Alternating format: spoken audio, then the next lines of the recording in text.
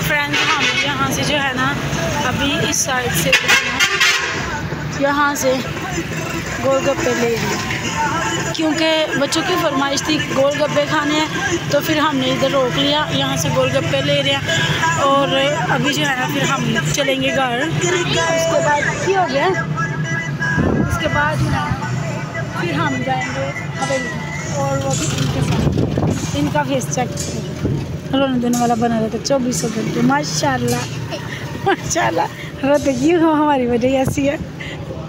ऐसे इनका 24 घंटे इनका ऐसे मुँह बना रहता। वो भी हंसकर तब जब ये कहती हैं जी हमने भाई जना। अच्छा मैं ना जब इनको ये लेके दे रही थी ना तब जो है ना वीडियो बनाई, लेकिन बाद में पता चला जी वीडियो बन ही नहीं रही। इसका ये देखें, इसका ये कलर